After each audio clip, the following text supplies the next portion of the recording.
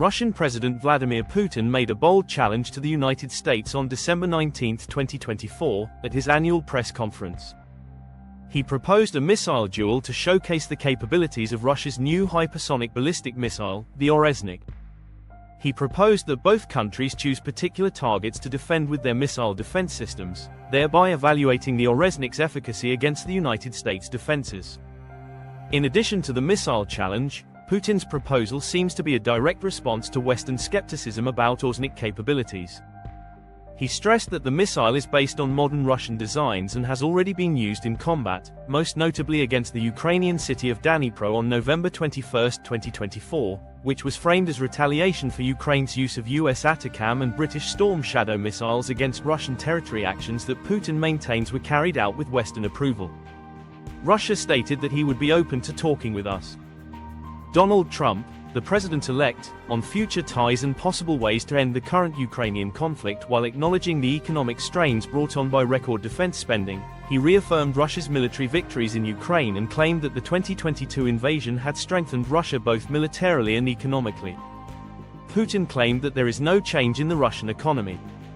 Regarding the situation in Syria, Putin also denied any Russian defeat, despite recent setbacks such as the withdrawal of Russian troops and the overthrow of Bashar al-Assad's government. He maintained that Russia's involvement in Syria was intended to fight terrorism and uphold Syria's sovereign interests. After the United States approved Ukraine's use of sophisticated missile systems against Russian territory, the geopolitical environment between Russia and the West became more unstable. This calculated action has significantly changed the dynamics of the conflict by strengthening Ukraine's defenses and interfering with Russian military operations.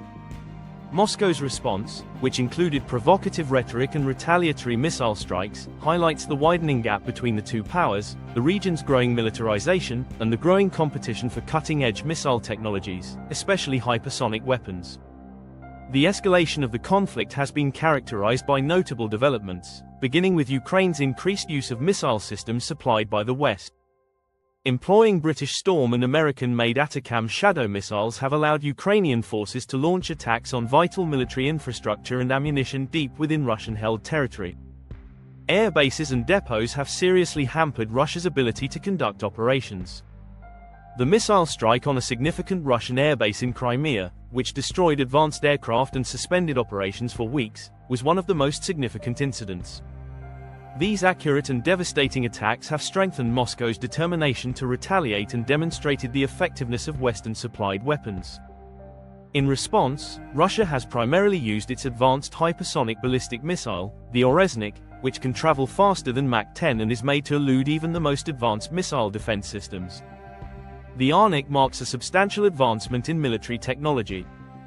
Using this weapon in a retaliatory strike against the Ukrainian city of Dnipro, which targeted a significant logistics hub and caused significant military and civilian casualties, Moscow demonstrated the Orezhnik is a technological marvel that the West cannot match for its speed and accuracy, according to Russian President Vladimir Putin. Describe the Orezhnik. Ballistic missile with a high speed designed as a strategic weapon to counter NATO and US missile defense systems, the Orezhnik Hyper-Reich ballistic missile is Russia's most powerful and sophisticated missile technology to date. One essential part of Russia's military modernization initiatives is the Orezhnik, which can travel faster than Mach 10 and has maneuverable warheads. In the context of the global arms race, it reflects Russia's desire to keep a competitive edge. Russia's aim to defeat Western missile defense systems, especially those in Eastern Europe, is the driving force behind the development of the Orezhnik. After earlier hypersonic systems like the Avangard and Kinzhal were successfully deployed, the Orezhnik was unveiled as a next-generation missile with improved range, speed, and accuracy as part of Russia's largest strategic deterrence initiative in the early 2010s. This missile takes advantage of, with the help of advanced materials and propulsion technologies created over many years of research in hypersonic flight dynamics. The Orezhnik went into service in 2024 and has since been placed in small quantities, mostly in strategically important areas throughout Russia. Technical attributes. Because of its advanced technology and exceptional performance attributes, the Orezhnik rifle stands out as a cutting-edge weapon. The glide phase maneuverability system, which enables it to avoid anti-missile defenses by changing its trajectory mid-flight, and range boast an operational range of 6,000 to 8,000 kilometers, allowing it to strike targets across continents. These two key specifications include the ability to move at speeds exceeding Mach 10 or 12,000 kmph, making it nearly impossible for conventional missile defense systems to intercept. Objectives in Europe with Asia and portions of North America, Russia has an unmatched strategic reach. There are 3 different warhead options that can carry both conventional and nuclear warheads. Given that nuclear payloads can range from 100 kilotons to 1 megaton, they are an effective deterrent. The 4 propulsion system reaches hypersonic speeds by using a 2-stage solid fuel rocket booster. Incorporates a scramjet engine for long-duration high-speed navigation during its glide phase. A lower thermal signature and radar-absorbing materials are 2 of its 5 stealth features, which improve its capacity to avoid detection, deployment, and strategic role. The Orezhnik has been placed in strategic locations, such as Russia's Arctic bases and important military installations in Siberia.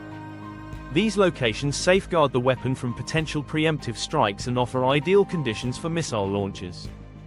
Its main strategic functions include deterrence and acting as a crucial component of Russia's nuclear arsenal. Because Triad the Orezhnik ensures a devastating retaliatory capability, it is intended to dissuade potential enemies. First strike capability. Its accuracy and speed allow it to take down vital infrastructure, including radar stations and missile defense systems, in the early phases of a conflict. The missile is designed to penetrate defenses. Let's take a moment to ask if you've enjoyed the video thus far. Advanced missile defense networks include NATO's Aegis, Ashore and THAAD systems.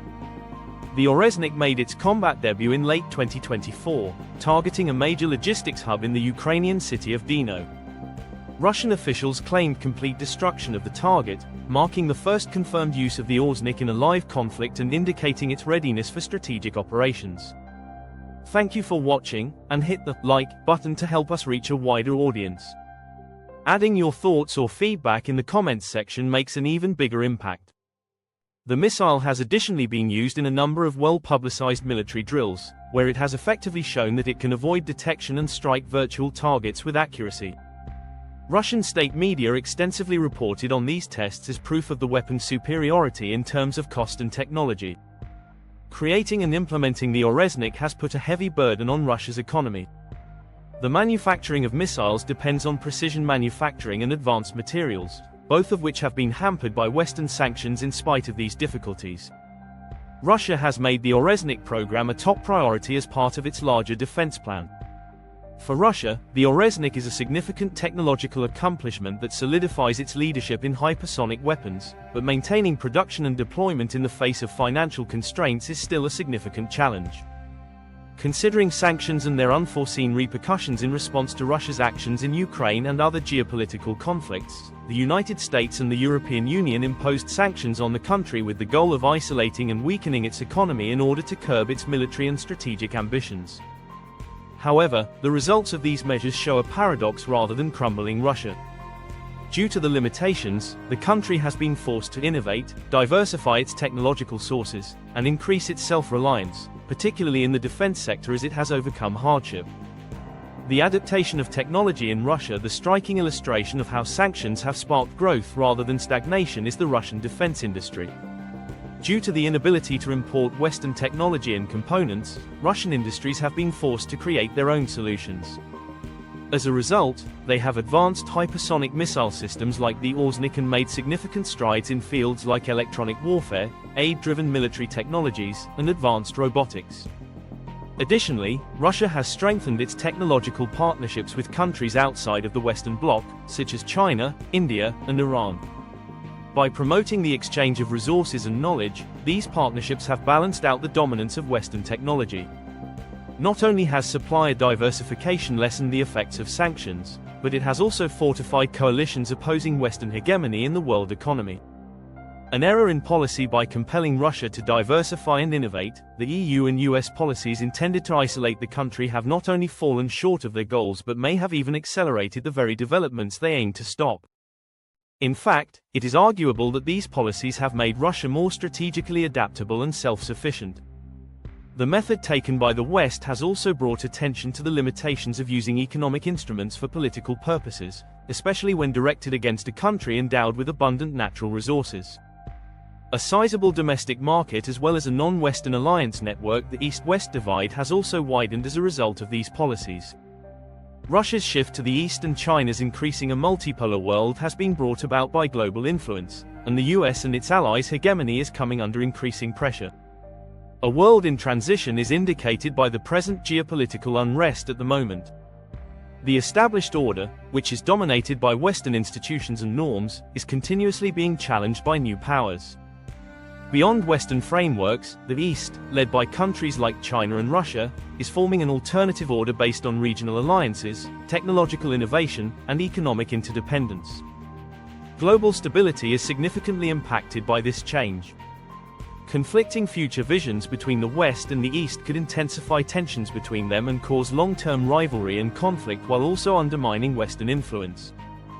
PREI offers a chance for more inclusive and balanced global governance, under the condition that communication and collaboration predominate over conflict resolution. As a period of introspection, the course of recent events highlights the necessity of re-evaluating Western policies.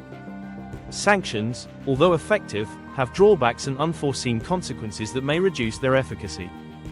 Finding avenues for engagement is crucial as the world grows more divided.